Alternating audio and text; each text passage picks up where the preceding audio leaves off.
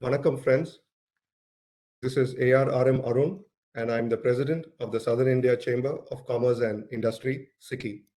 On behalf of SICI, we take great pleasure in welcoming our guest for today, Mr. Lakshmi Narayanan, former CEO of Cognizant Technology Solutions and Chairman of the ICT Academy. We're very glad to have him with us today. Also on behalf of SICI, we take great pleasure in welcoming each one of you for taking the time to join us this evening. As most of you would be aware, SICI has just completed 111 years of service to industry, government, and society. During these years, we have conducted several programs that have been of benefit to each of our stakeholders. During each of these programs, our guests who visit us address us for about 20 to 25 minutes and restrict their address to just their area of expertise. We, however, felt that our guests have much more to offer than just their area of expertise. We felt that our guests can very well talk to us about their life's journey, their path to success, and importantly, their inputs for the next generation and inputs for society. That is how we came up with the concept of SICI 360. Today is our 15th session. We have had 14 extremely successful sessions, and we are extremely glad to have Mr. Lakshmi Narayanan with us for our 15th session. Before I continue with the slide that you see in front of you, I would like to draw your attention to the names of two of our executives listed in the bottom of this slide. Please make a note of it, and if any of you have any trouble connecting during the rest of this call, please feel free to give our executives a call and they will be glad to assist you reconnect. As I was saying, SICI 360 has been a recent foray for SICI, building on the experience of our seminars. We wanted to give it a name that depicts a multidimensional perspective, and that is how we came up with 360. We orient this to be a lively discussion with our eminent guests who share with us their all-round path to excellence. We have a stringent criteria for inviting our guests to this platform. We typically look for guests who have served their respective industries for over 4 decades, and during that time also has contributed significantly to society, also being apolitical in all ways. The format that we follow for the SICI 360 series is that we have 5 sections, 5 distinct sections that we talk with our guests. The first is our guests' expertise. Second is our guests' organization and their role within their organization. Third is our guests' career path. Fourth is our guests' inputs for the next generation. And finally, our guests' inputs for society. We would like to certainly encourage you, the audience, to participate along with us. There are 2 broad guidelines that we follow during this program. First is we want to make sure that our guest is at comfort at all points of time so that we are able to invite our guests in the future for any of our programs as well, and our guest likes to participate. Secondly, we would also like you, the audience, to gain out of your participation here.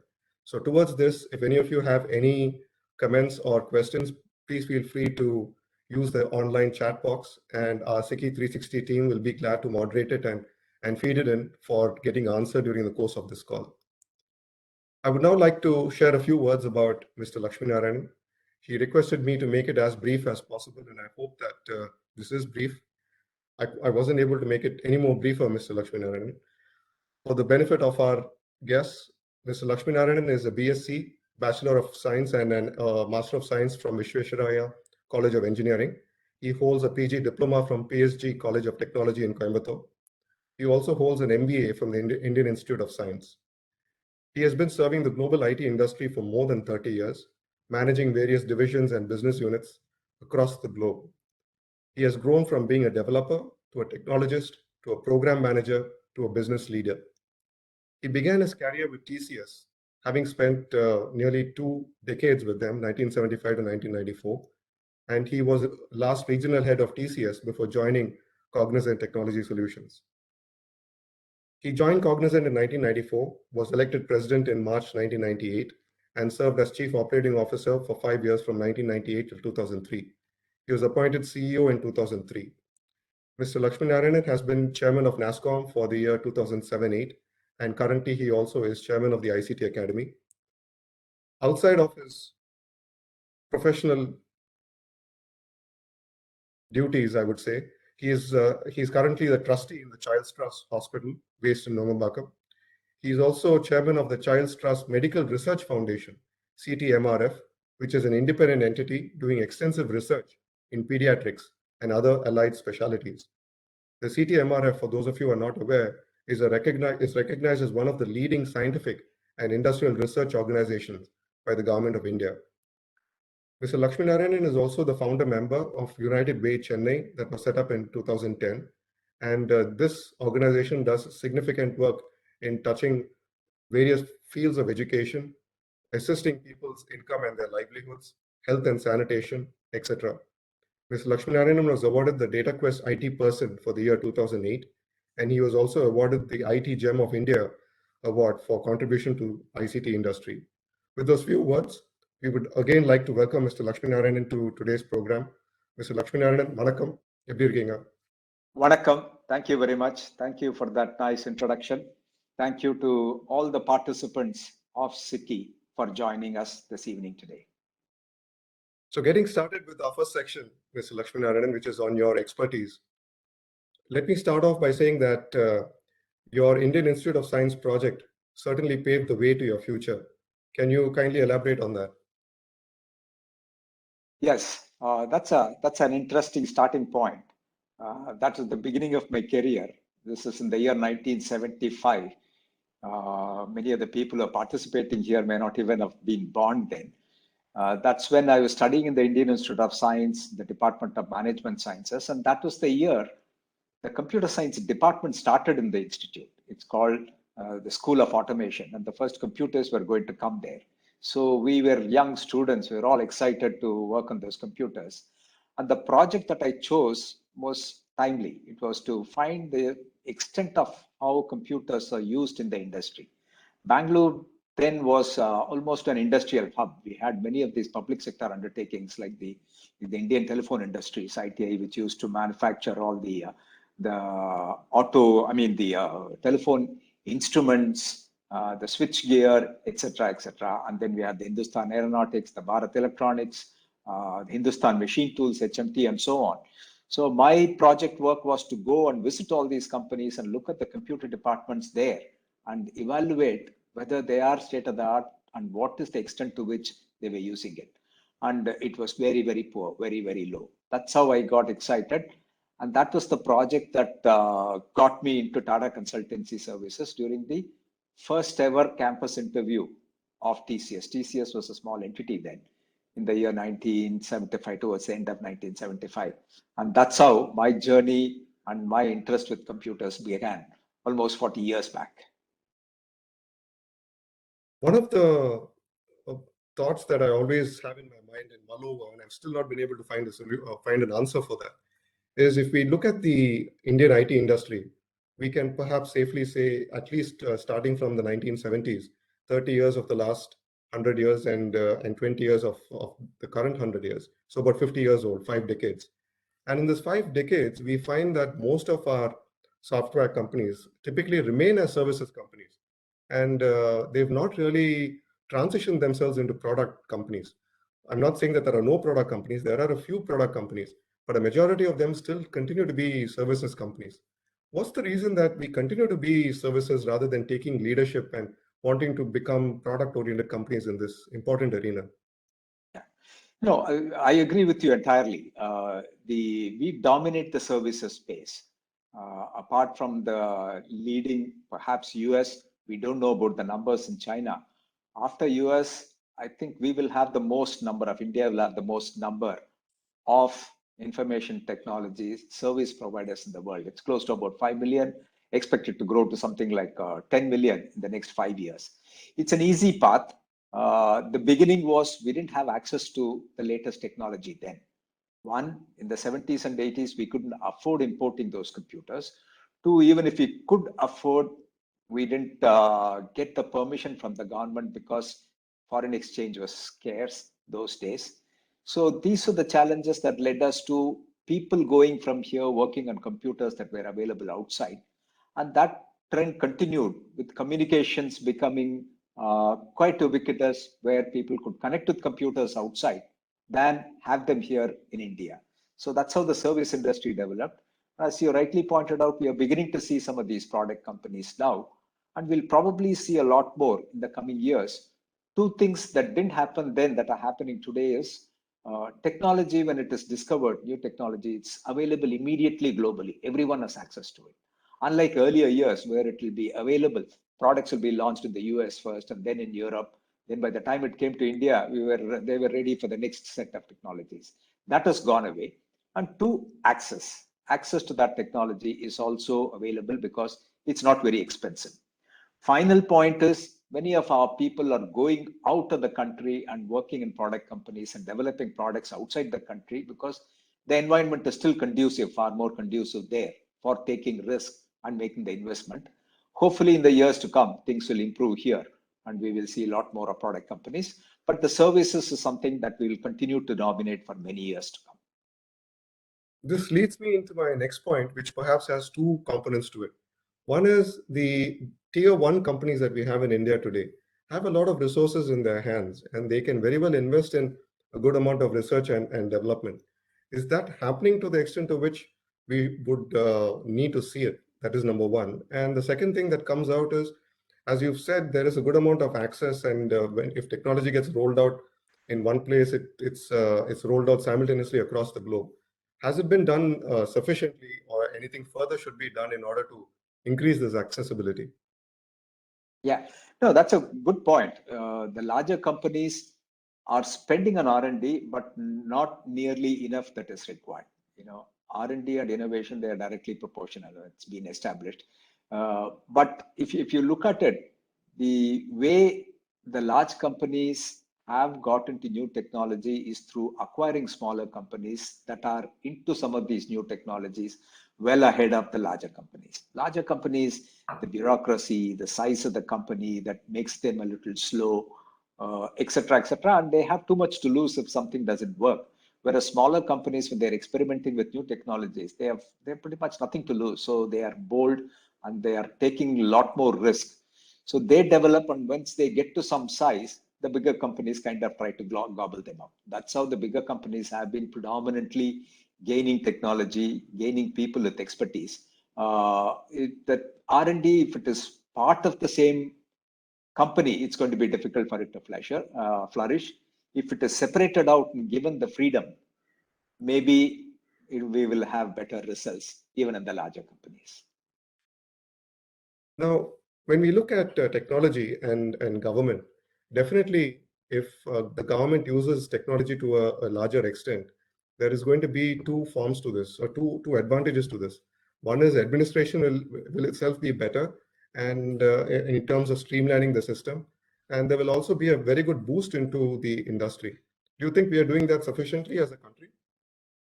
As a country, we are not investing sufficiently in government systems, in e-governance or in delivery of services to the people, the citizens of this country. No. We have great examples of success stories. The payment systems and the payment opportunities, NPI, it's a great example. GST computerization is a great example. Income tax is a great example. Aadhaar, such a powerful tool. I don't think there is anything like that anywhere else in the world.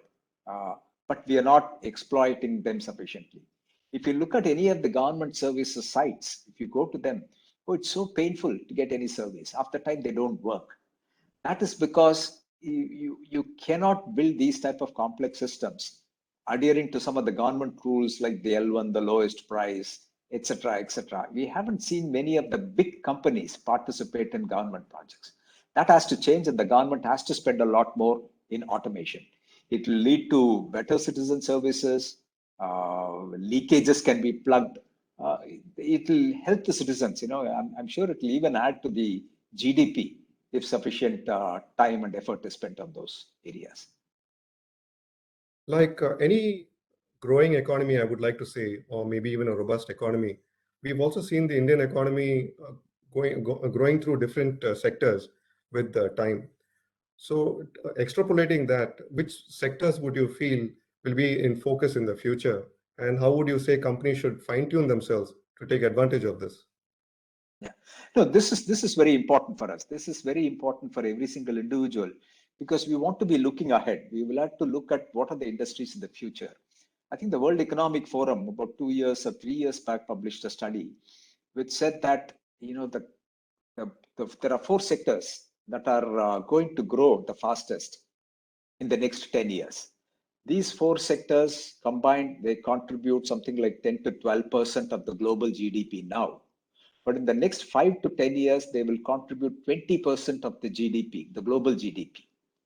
So investments in these new areas is what would benefit most countries. Not to say that you should not invest in some of the infrastructure, the coal and the oil industry, but these four industries are technology, of course, clearly communication technology, computing technology. Then pharmaceuticals, biotechnologies, genomics, microbiomes, and that whole area of healthcare and healthcare related services where there is tremendous amount of research that's going on.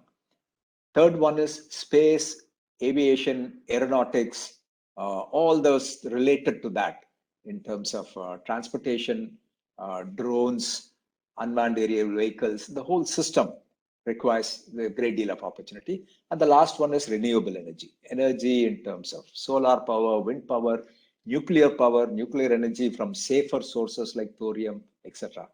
They said these are the four sectors that will grow faster than any of the other sectors. And they also pointed out that the reason why they'll be growing faster is the R&D investment in these four sectors are far more than any of the other sectors in the global economy. So watch out if you want to make investment, look for these four sectors first. So technology, healthcare, aerospace, defense, and renewables. That's it. Okay. So going on to the second section, which is your organization and your role within your organization. It was during 96, 97 that Cognizant was perhaps among the lowest among the top 50 companies in India. But since then, Cognizant has gone through a phenomenal growth phase. What has been the reason why it has been through that phenomenal growth, and what is the reason that it has reached this top within a very quick period of time? No, that was an interesting period. During that period, you're right. During the mid 90s, or the mid to late 90s, there were so many companies. Even here in Chennai, there's this D Square, Pentafor, there is a DCM. There are so many other companies that were far bigger than us. One of the things that we decided to do was we said we should at least in the next 5 years get to be among the top 5 of these companies. That is going to be the goal that we have. And the opportunities were there. It was the industry was growing. We brainstormed and said, what is it that we have to do in order to get there? We said we have to have multidimensional growth. Growing along one direction is not sufficient. Multiple technologies, multiple geographies, multiple solutions, multiple centers around India where we can develop. So that is clearly growing along multiple dimensions is one aspect that helped us. And for growth to happen rapidly, we need good people who can be trusted, who can be empowered. So building the leadership team was the second challenge. The growth on any company depends on the quality of the leadership and the depth of the leadership. So we invested in leadership during that period, and that's what laid the foundation for the growth that we enjoyed for the following so many different years. You could have established Cognizant in Bangalore or Hyderabad. What was the reason that it got established in Chennai? What were the advantages that you felt Chennai brought you at that point of time? It was, when I was recruited to lead this organization, we started as a captive center for Dun & Bradstreet Corporation. So Cognizant was a transformation that we enabled. But when we started, Dun & Bradstreet as a global company was hounding me, pursuing me when I was perfectly happy doing my job in TCS. And they finally said, no, we want you to come and lead this organization, take it up. I said, I'll come here only if it is in Chennai, not in any other location, because I was in Delhi at that point in time. I'd returned from Switzerland, was kind of establishing base in Delhi, and Delhi was not a place that I particularly liked during the initial period. So there was a certain push also from there. When this pull came, I said, Bangalore, it's not a place that I like to, although I studied in Bangalore, not a place that I'd like to go back to, but Chennai is a place I'd like to go back to. If you want to start there, I'm coming. And then I had to build reasons why Chennai is a better place, because Bangalore is saturated, you can get rid of this thing. So Dun & Bradstreet agreed and said, okay, it will be in Chennai. And that's how it started. It was more almost like a flip of a coin than any conceived, well-analyzed, logical decision to locate here in Chennai. But we have no regrets at all about it. What are your thought processes for anyone wanting to start a new business today? Chennai is the place to be. Yeah, Chennai is the place to be. Chennai is definitely an attractive place. It depends on getting the right people to start that business. Although a lot of good people rush to Bangalore, I've seen so many people start business in Chennai and go to Bangalore or Hyderabad. It has happened in significant numbers uh, for various reasons. But I still believe the value, the work ethics, and so many other factors for making a successful institution building type of an exercise for the long term, Chennai stands out compared to other cities. I completely agree with you there. Ninga, you've also said that you believe in giving freedom to everybody in Cognizant. How does this help any firm grow to the next level? This is important because when you realize that you want to have grow rapidly more than anyone else. What we used to tell the people when we go to hire them, recruit them both at the middle level, senior level, also at the entry level is we are the fastest growing company. And the reason you will benefit from that is your growth in this company will be faster than anyone else because we are growing faster than. So that was an obvious conclusion. People would automatically look at it. Then they'll ask, okay, what else do we have? We'll tell them, this is a completely empowered organization. There are only three layers of decision making at the overall P&L level, at the business unit or at the customer level, and at the project level. There are no intermediate layers. So we want to cut out the bureaucracy completely, which means you're empowered, you're responsible for the decisions. We will tell you what the overall goal of the company is, the direction that we are pursuing. And the belief, I used to stand up and talk in open houses saying that, hey, I really believe that each one of you, including the security standing outside, is interested in the success of this company as much as the CEO of the company. They care so much about the company. And for the leadership to think that only they believe and they care about the company and not the others, that's a completely wrong notion. Empower them, give them the freedom, give them the challenges, let them learn every day, and then the rest of it will be automatically taken care of. And that's the formula, that's the culture that really worked successfully for Cognizant. Cognizant was recently referred to as a CEO factory.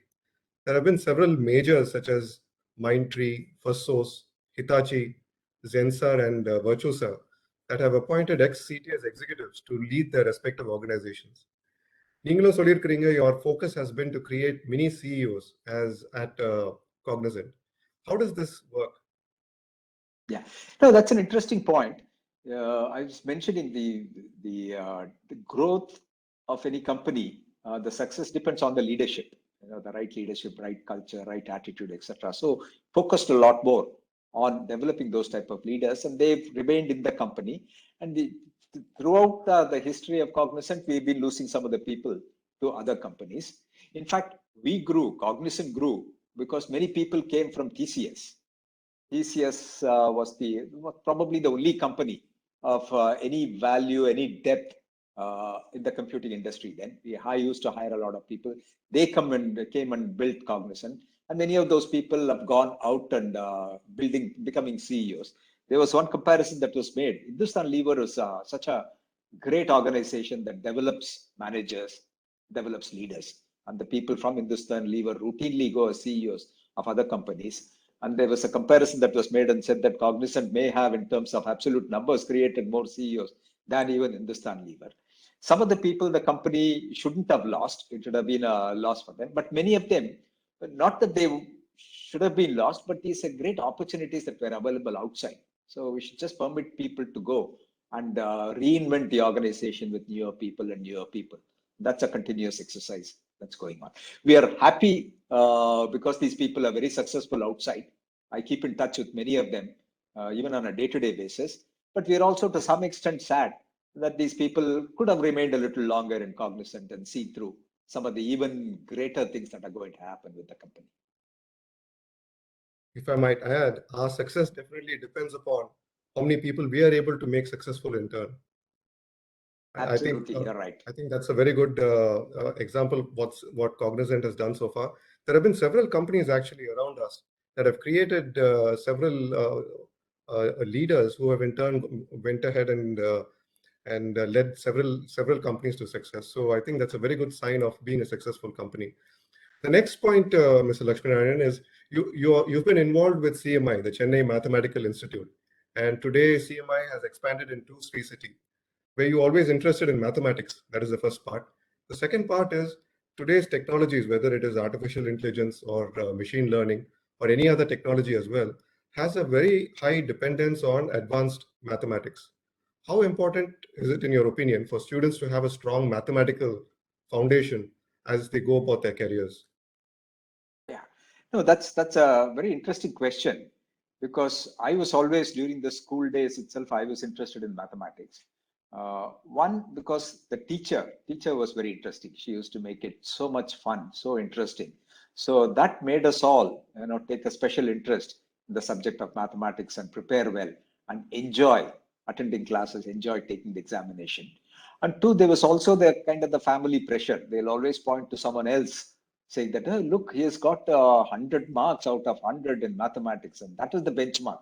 Nothing else mattered those days. This was in the 60s. If you're good in mathematics, that means life is made for you. That was the attitude. And so that was kind of ingrained in the mind, and I took special interest in mathematics. And today it's so important.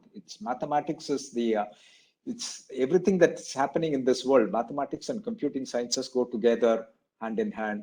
In fact, that the famous consultant Ram Charan wrote an article, very nice article, saying that the CEO in the future will be an algorithmic CEO. A CEO, he has to understand algorithms. That's the way the world is going to be, and that's the way the science and technology is developing. So that's an area of very keen interest. So it is so important for India, if it has to stay ahead in all these four broad areas that I outlined as the future areas. Grounding in mathematics, understanding of mathematics and basics of computing is extremely essential. And that's where the Chennai Mathematical Institute is focusing a little more on the higher end of the research in mathematics. But we're also looking at setting up mathematics museums across the country that will inspire young students in schools and colleges to get over the phobia about mathematics and to take special interest and do some research, etc., etc. India has a great tradition of mathematicians. If you go back in history, there are several things that can be quoted. Why not talk about that a little more openly in all the areas, and then encourage students to be not experts, at least be familiar and not be afraid of mathematics as they grow, because without mathematics, even economists, the Nobel laureates of economy say that, it's all about mathematics and equations. And mathematics is the language of research, according to one of the economics Nobel laureates. So it's so fundamental. And I'm glad I got to talk about mathematics to this august audience, because it is important for us and also for our sons and daughters and grandsons and granddaughters. If I might, on the lighter side, Mr. Lakshminarayanan, நீங்க இந்த கேள்வியை answer பண்றதுக்கு முன்னாடி நீங்க முதல்ல சொன்னீங்க peer pressure பத்தி. நம்ம பேரண்ட்ஸ் வில் சே, நீ படிக்கலைன்னா உனக்கு அடுத்தது என்ன நடக்கும்னு சரியா தெரியல, ஸோ நீ கண்டிப்பா நீ படிச்சாகணும், 100 வாங்கணும்னு. But can we afford to say the same thing today to today's children? No, today's children is very difficult. அதெல்லாம் போறேன்னா உனக்கு நீ கடை தான் வைக்கணும், நீ மாடு தான் மேய்க்கணும், என்னென்னோ சொல்லி பயமுறுத்துவாங்க. And we used to take that seriously. We will have nightmares. தூங்க முடியாது மறுநாளைக்கு காத்தால இருந்தால். we won't be in a mood to do that. We were afraid. But today, no.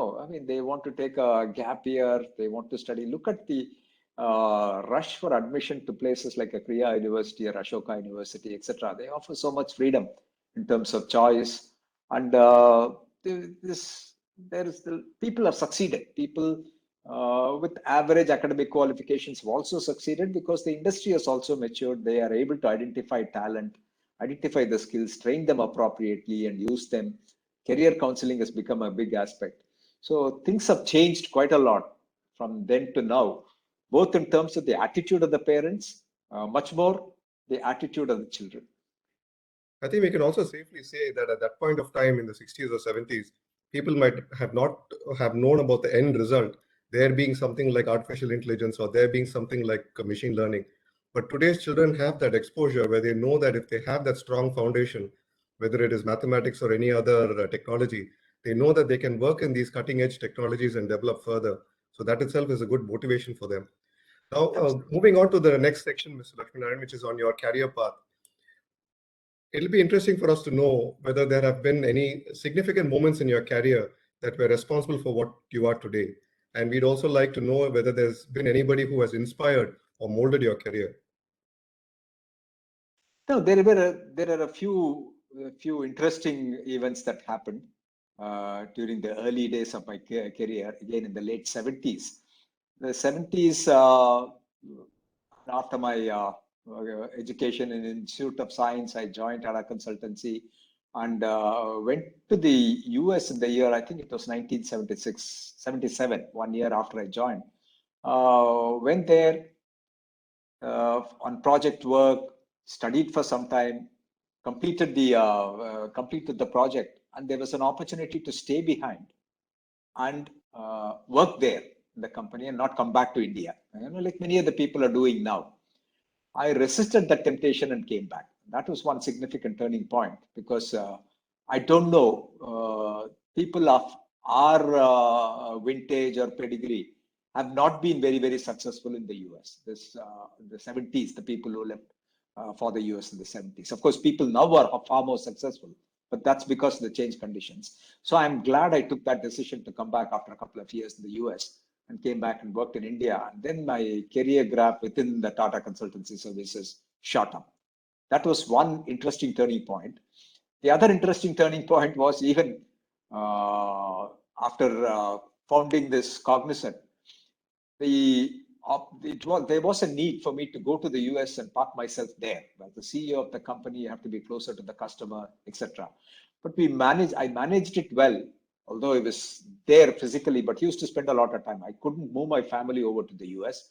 So I spent about, I think, 4 or 5 years, between 4 and 5 years there in the US, spending very little time in India, spending far more time in the US, whereas the family was here, they would visit me, etc.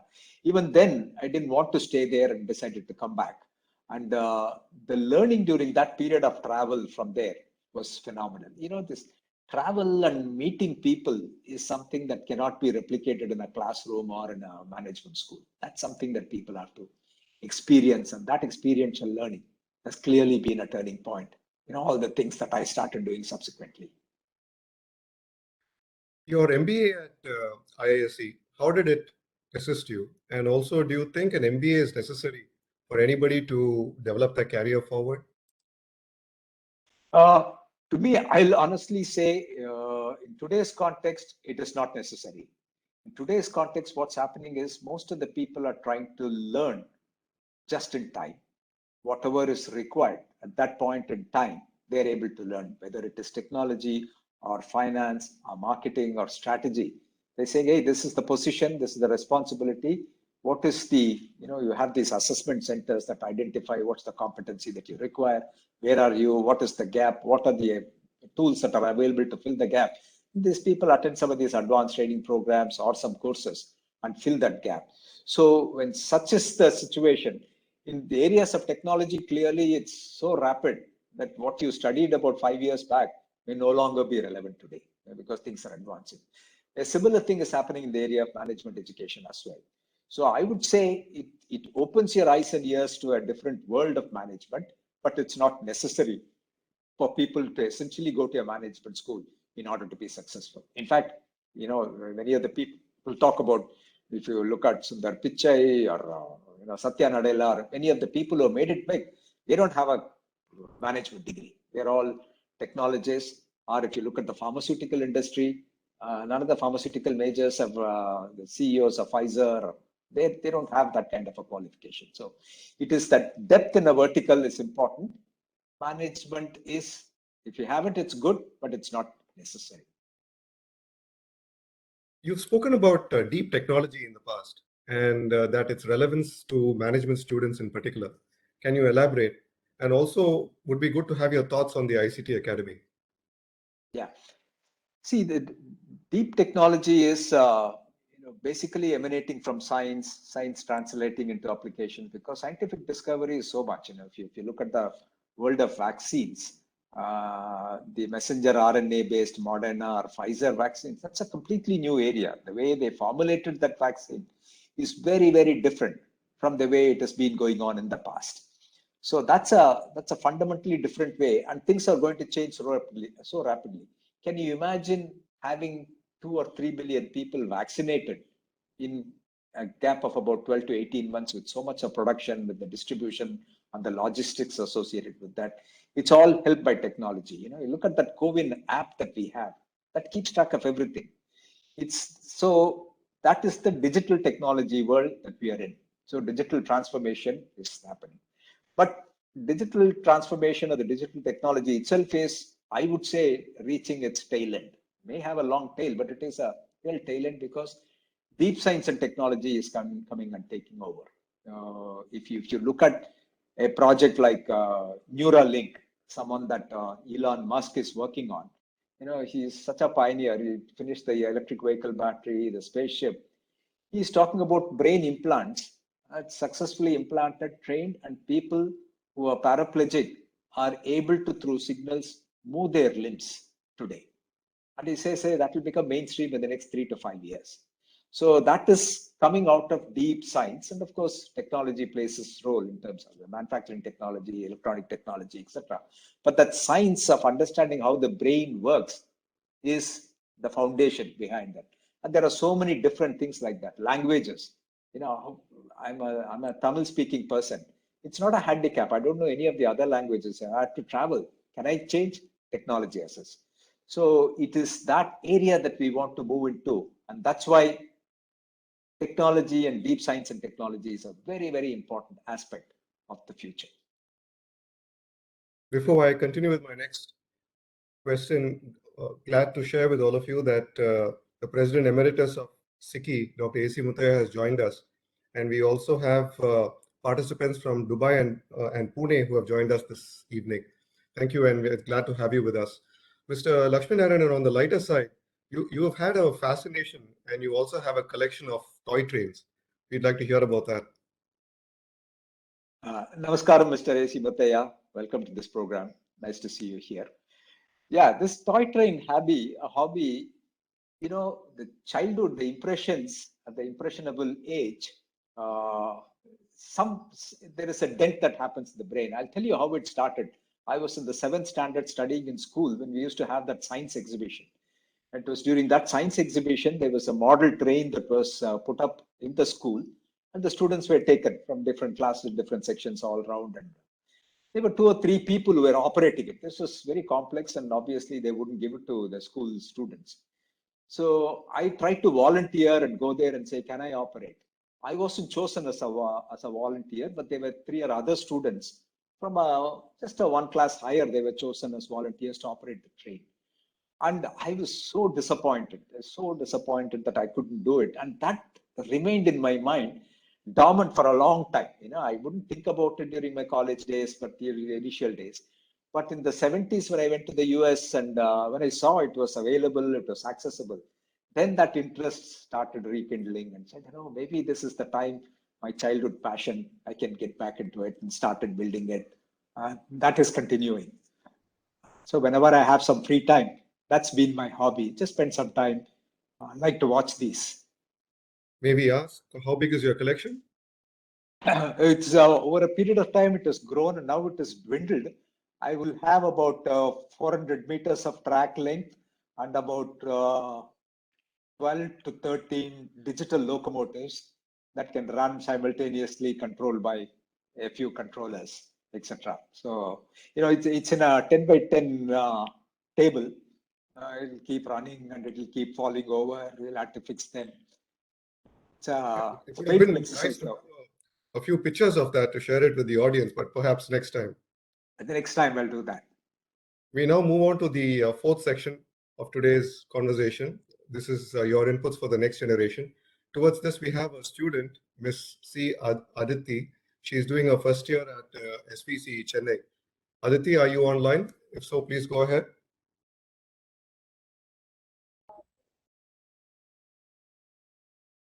Please speak up, Aditi.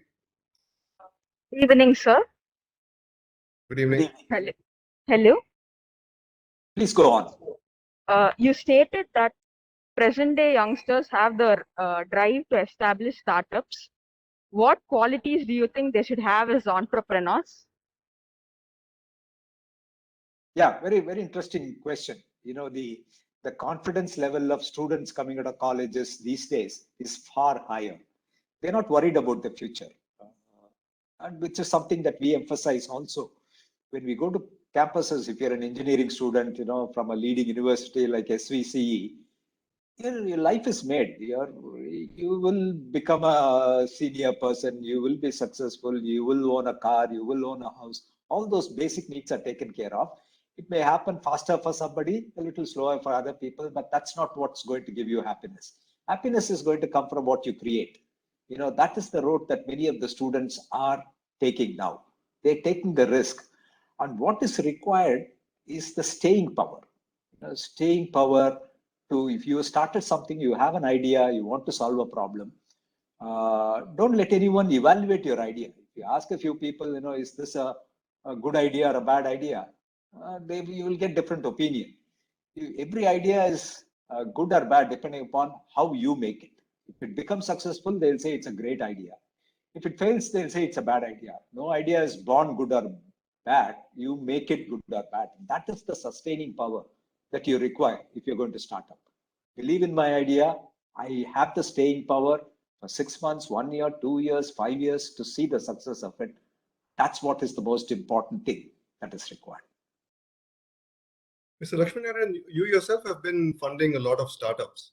And the reason for that, is it because of your trust in youngsters, or is it because of your motivation in technology? I would say it is both, but more of the farmer. Trust in capability, younger people. I've always said that young people have greater energy. When I see, somebody was talking about Parag Agarwal taking over as the CEO of Twitter at the age of 37.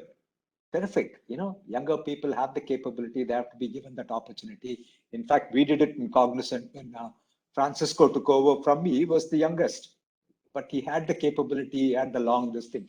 So youth have the ability to take greater risks. They have a different perspective. That is an opportunity that we have to provide for young people. And that is good in startups also. That is the reason why I like to work with some of these young people with bright ideas who have the energy. I mean, the amount of energy that they have is unbelievable. That's the first reason for investing. And the second, of course, is technology and the interesting ideas.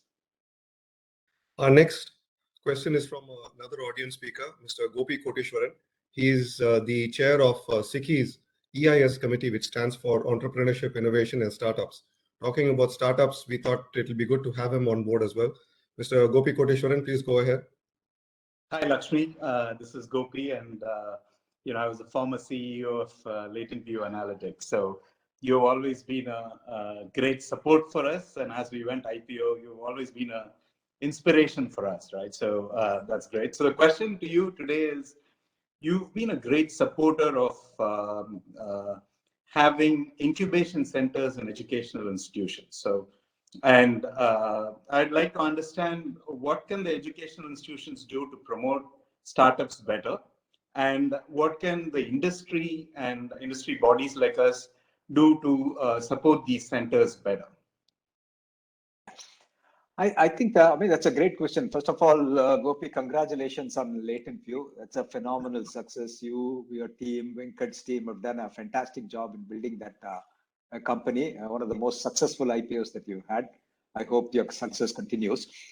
The incubation centers are, in today's context, students have a great deal of idea while they are studying. They are not wedded to the book, wedded to the marks as it used to be. They are doing that until the 11th or the 12th grade in order to get into a good academic institution and course. Once that's done, the group that they are with, the peer group, is such a powerful tool. Places like IIT or VIT or SVC or SRM or Shivnad or SS, some of these leading institutions here in Tamil Nadu, if you look at it, the peer group there's so much of learning that happens. And these people are spending so much time together, they are thrashing ideas together. And when they have those ideas, there must be an avenue for them to experiment with those ideas. And that's a facility that many of the colleges until recently did not have. It's not a large investment that is required. A few tools, a maker lab type of this thing, so that if people want to go and do something, there is a facility that is available. If somebody wants to do a 3D printing, experiment with it, it doesn't cost an academic institution to buy a 3D printer and keep it. It's become quite inexpensive these days. People can experiment with that. Excuse me. So when such type of facilities are created, then it encourages more and more of these students to participate in those activities and bright ideas come. It helps in two ways. They need not start up once they complete the course, but the thought and the fact that they've gone through this experimentation helps them in their career, whatever is the career that they choose. Now they are a little more mature. And if they get into startup, that's a huge push for them to continue on the line that they've chosen. Talking about the industry academia collaboration, this is something that has to be strengthened and has to continue to evolve with time. But into this perspective, invariably, it's only the larger companies that get involved with this kind of a partnership with academia. But today's in any growing economy, the MSMEs form a very important role of that economy, whether it's in terms of the jobs or the economy itself, in terms of contributing to the economy. How do we get these MSMEs to be involved with the industry academia collaboration in such a way that even though they have their own pain points of survival and so on, they are still able to work with academia and make sure that they are able to benefit in the process? Yeah, no, there are two things that I'd like to state here. First one, of course, is the role of industry bodies like SICCI, like CII, FICCI, all those. One of the biggest reasons for the success of the IT industry in India is NASSCOM. It's an industry body that brought together all the big companies as well as the smaller companies. And the smaller companies and big companies operate at the same level and they share everything. One of the mottos of NASSCOM was, if a company has made a mistake, make sure that no other company makes the same mistake again. Learn from the past. One of the reasons why Cognizant and some of the newer companies like Mindtree are growing faster is because of membership in NASSCOM, where people share openly. We didn't make the mistakes that many of the people earlier made. The companies made, Wipro, Infosys, etc., made mistakes. They shared that, hey, this is a mistake that we made, don't repeat it. And we learned from that, we did not make it. So each company which is successful subsequently owes a great deal to the successful companies before them. And that has been brought about, that sharing has been brought about by NASSCOM and the industry body. So, SICCI clearly is an industry body that can play that kind of a role. For the industry academia collaboration, that's always a challenge. The pace at which the industry works is very different from the pace at which the academia works. I've seen this. I see it in Chennai Mathematical Institute. I see it in other places. In fact, there are two initiatives that are underway. One is the current principal scientific advisor, Dr. Vijay Raghavan, has been very enthusiastic and very energetic in promoting this interaction. The PSA's office is developing a platform where it's called Innovation at Bharat.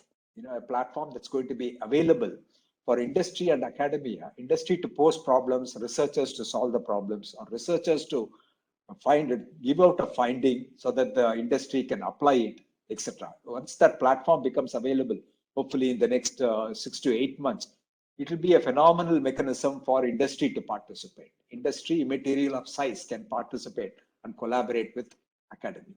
That is one aspect. The other thing that I mentioned is we're bringing together different people.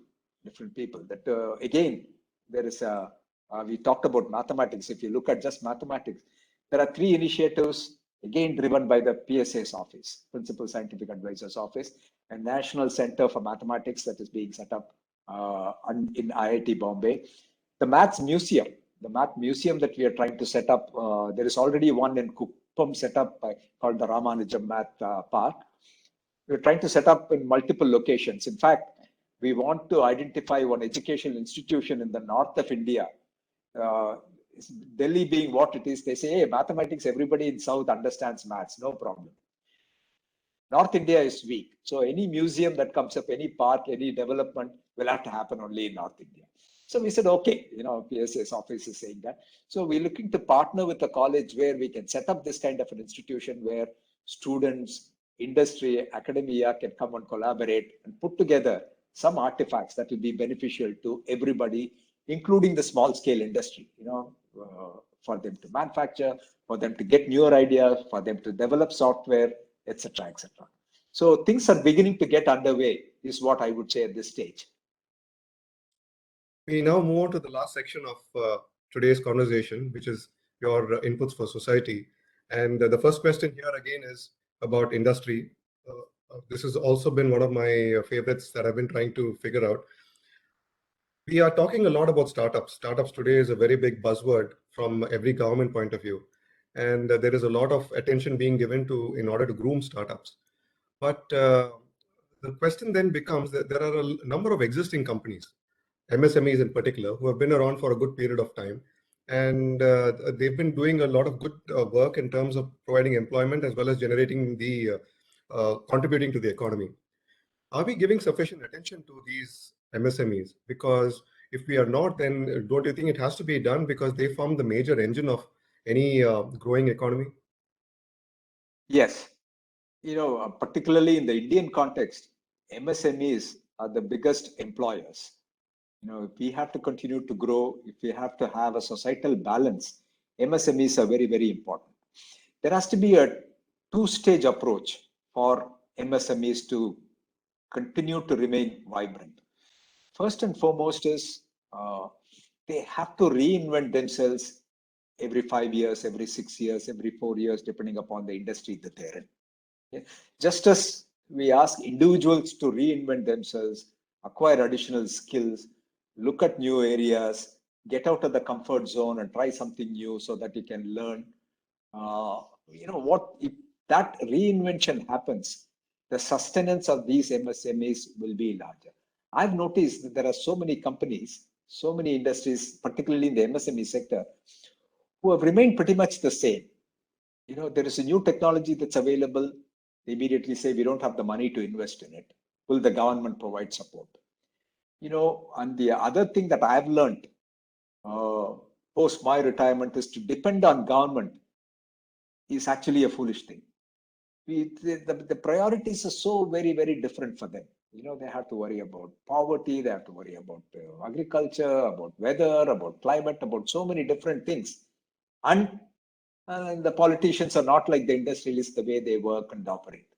So given that, the MSMEs have to take some ownership and responsibility, and through industry bodies and through peer groups, reinvent themselves every so many years and come up with newer products, newer way of servicing customers, etc., etc.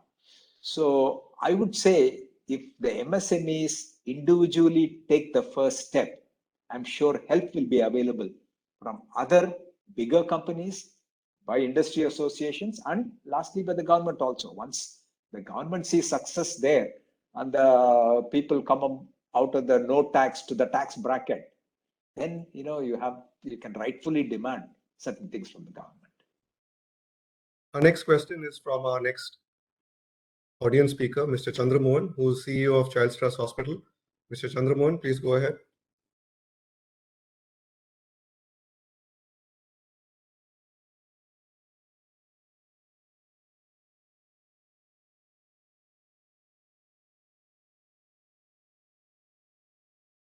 Chandramohan sir, please unmute yourself and you can speak, sir.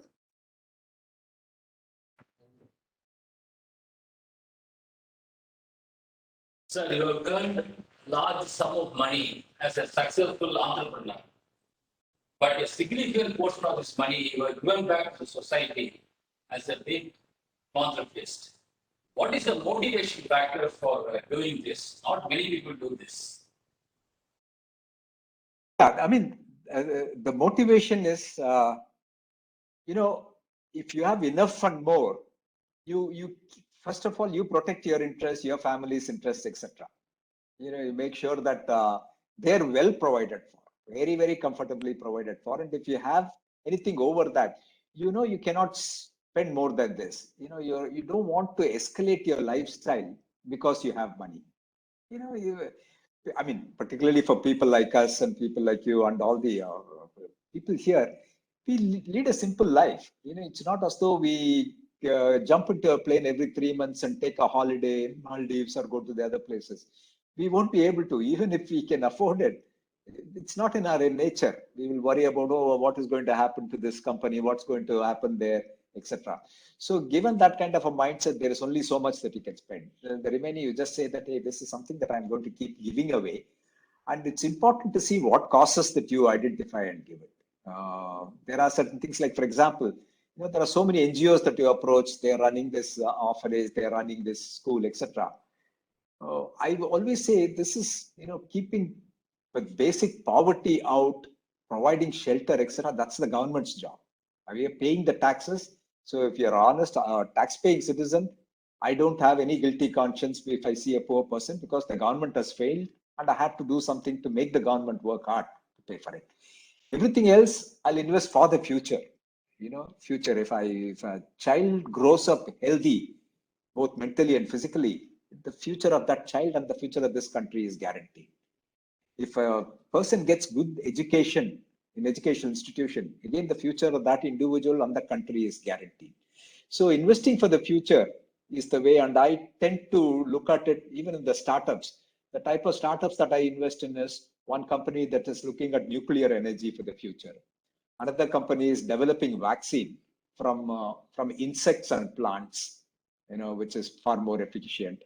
Another company, Astrom, which is trying to do 5G in India, a company that is developing electric batteries. So these are the industries of the future, and that helps the individuals, those companies grow, and the country to grow, because we can develop a vibrant industry. We don't have to depend on imports, etc. That's been my philosophy that drives some of the work that I do. I mean, by no means my contribution has been significant compared to so many others who have done so much. You take the example of SPIC Foundation and Dr. A.C. Mutte. If they hadn't set up CMI years back, we would be trailing behind in the area of mathematics. We cannot talk proudly about what that institution is. So someday in the future, whatever that we are doing today will enhance and bring glory to the country and to individuals as well.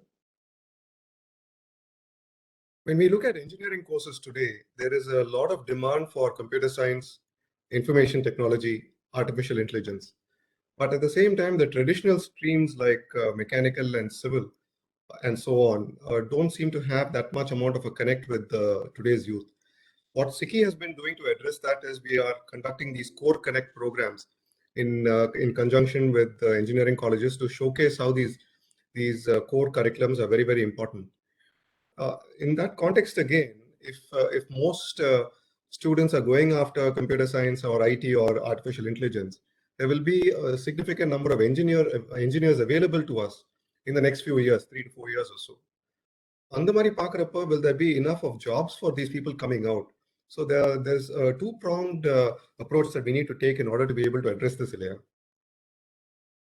What you say is absolutely right, and the IT industry is clearly guilty of, I would say, even sabotaging the career and of some of the bright students with the civil engineering, mechanical, other disciplines, because it is almost indiscriminately hired people with engineering qualifications and developed them into programmers and software engineers and managers. That's good, commendable, but certain other industries are facing a problem. I'll give you an example. Bharat FIH, Foxconn, which is doing so much, which is producing, Josh Folger, who's running that, he says he's producing 7 phones a second, many of which is getting exported. He's saying, I can design PCB boards, I can design electronics. Software, no problem, I've got people. But mechanical design of products, I don't have enough people.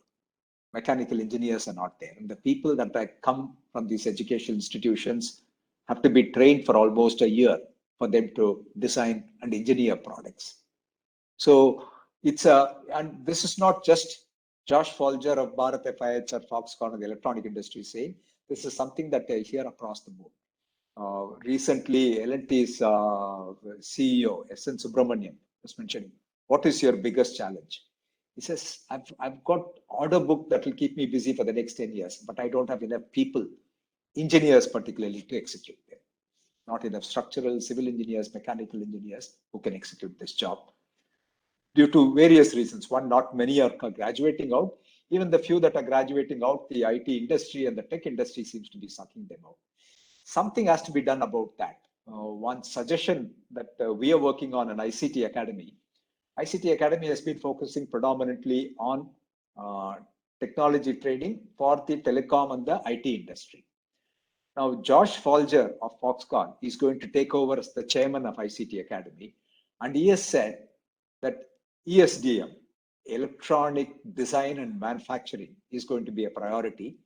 So he's going to look at Polytechnic students, develop them in exactly the same manner that the IT industry developed engineers into the software industry. He's going to develop them into the electronic hardware manufacturing industry and progressively build a sufficient workforce and leadership so that we don't ever complain about not having enough people, at least in the electronic industry.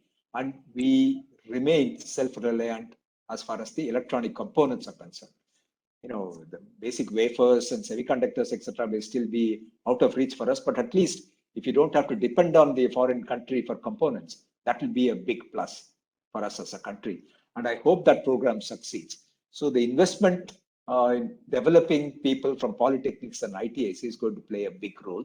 And developing women in the manufacturing sector is another huge added advantage that the industry is going to enjoy in the coming years.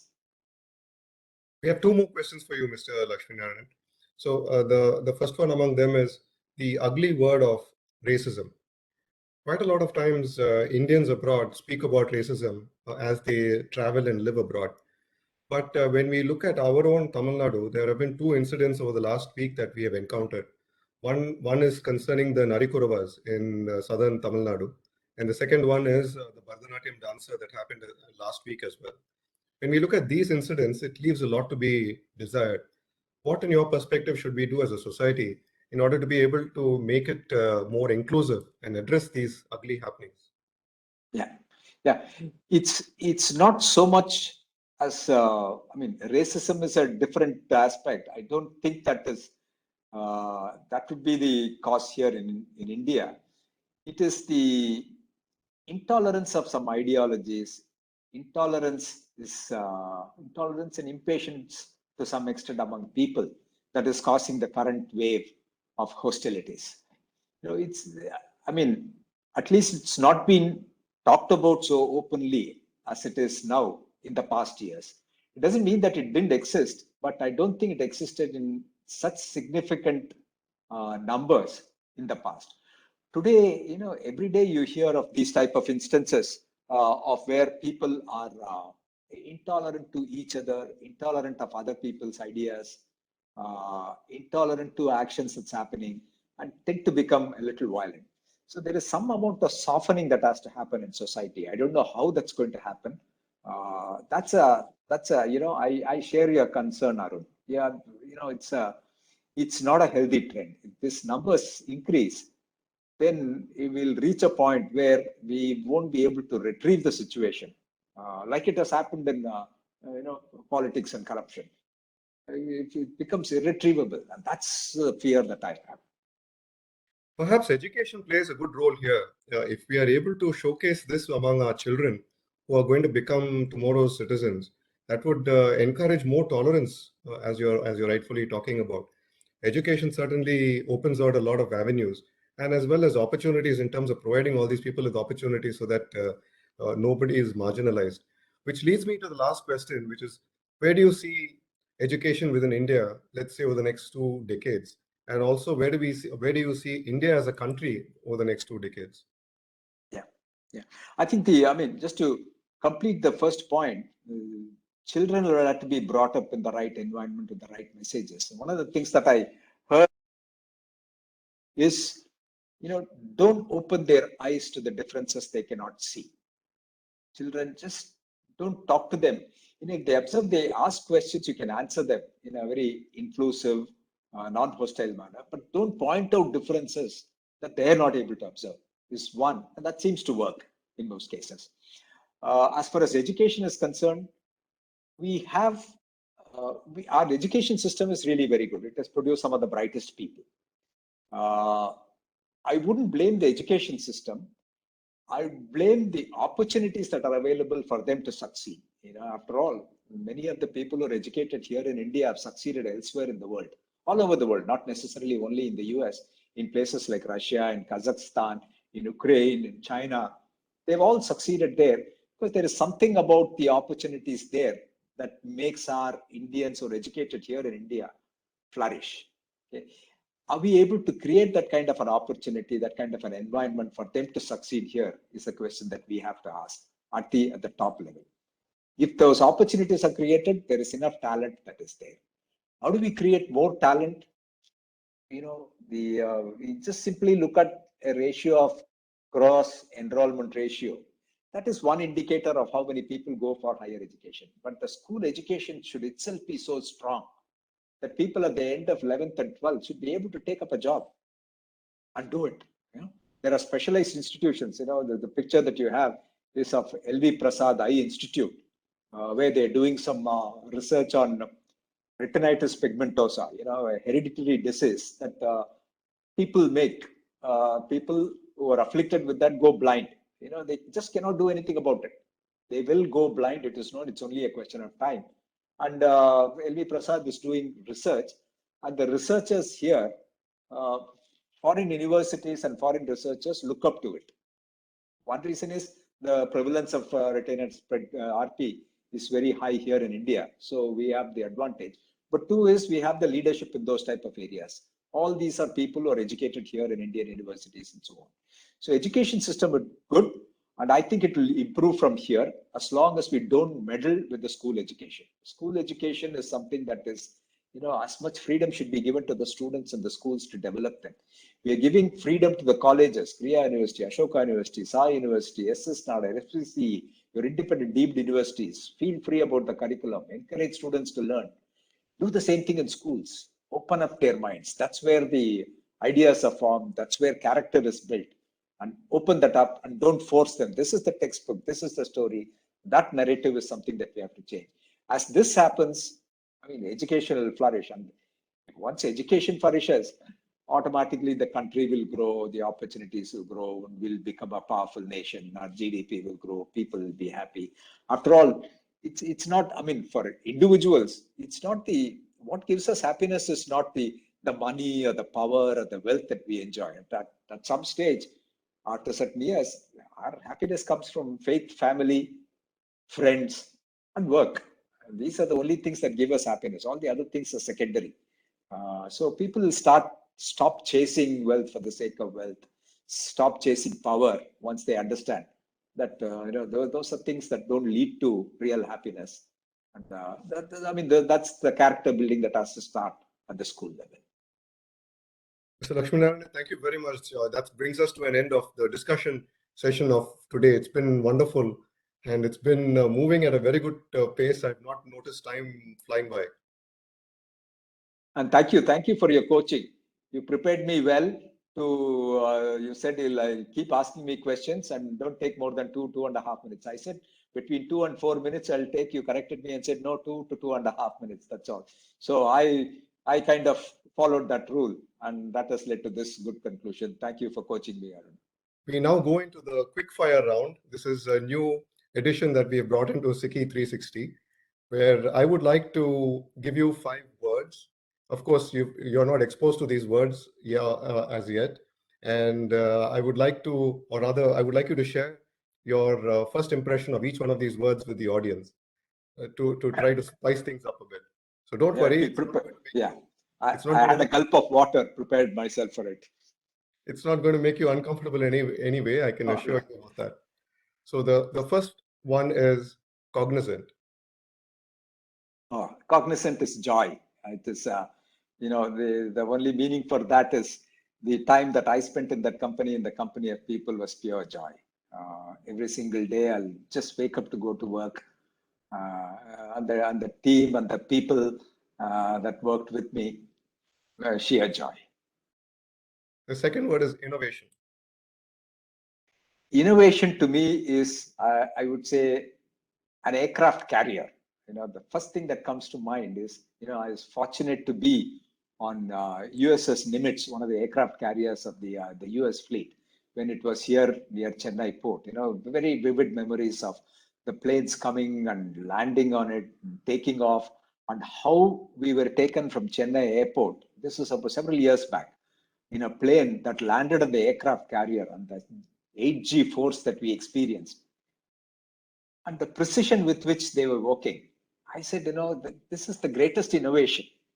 A city, a technology, all the technologies available in the world are available in the middle of the city on this small ship. The third word is toy train. That gives fun and happiness. See, that is one thing that gives you all kinds of emotions. When you see them running well and smooth, they are happy, you think you have created something. When they fail, they fall over, they break down, you're so disappointed.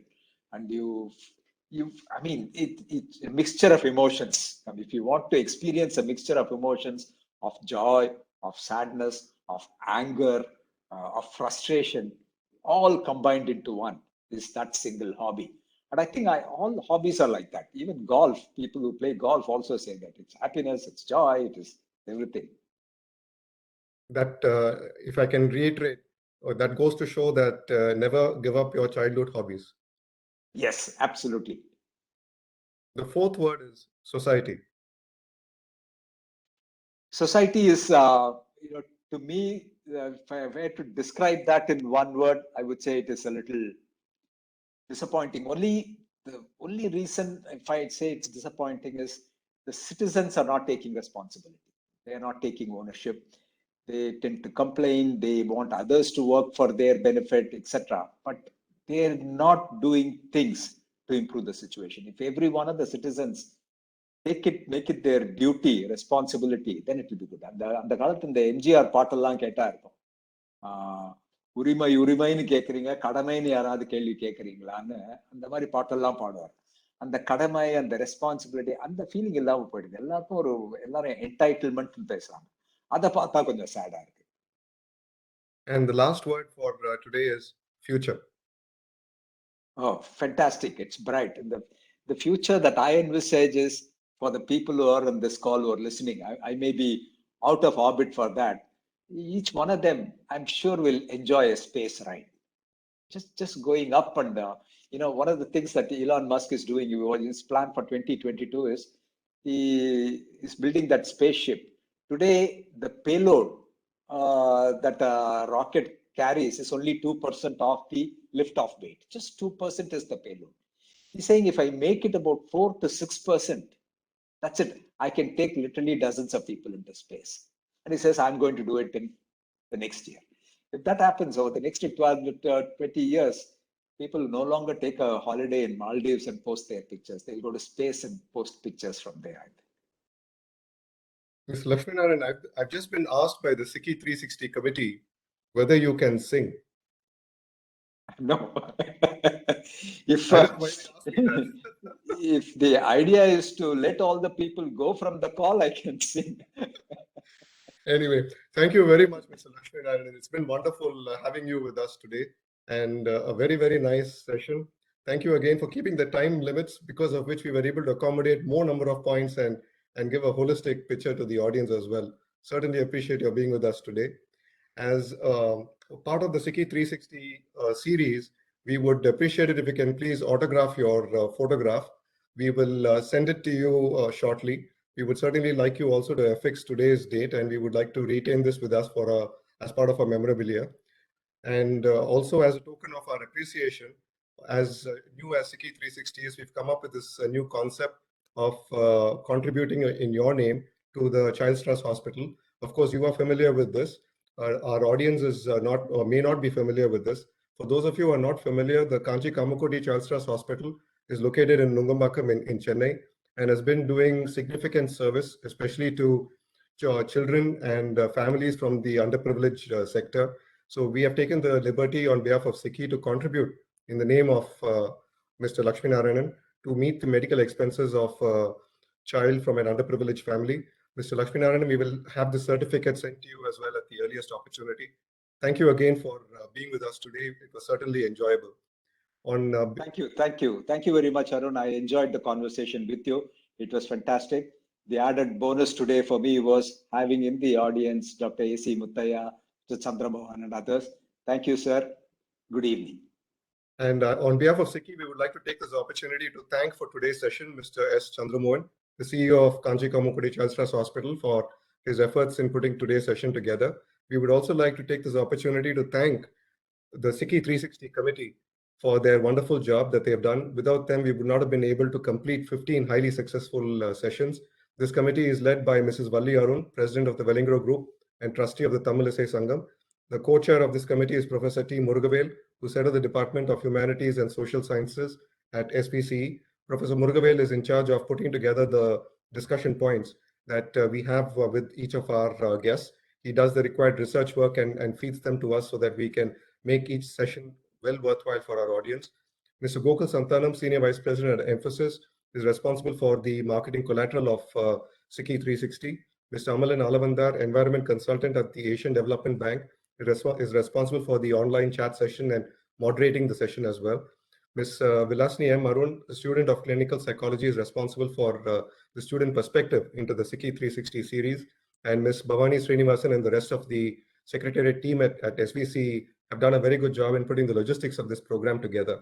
Having said that, friends, we would like to share with you that the next SICKI 360 program, session 16, has already been scheduled. This is going to be with Mr. N. Shankar. He's chairman of the Sanmar Group and has not only done significant work for industry, but has also contributed big time to sports as well as society at large. This program is scheduled for Thursday, January 20th at 4:30 p.m. Again, online over our WebEx platform. We request you to kindly mark your calendars and please join us for this. That brings us to an end of today's program. Thank you very much, friends, for your ongoing participation with us. And we would like to take this opportunity to wish each one of you safe times ahead. Thank you. Nandri, Vanakkam.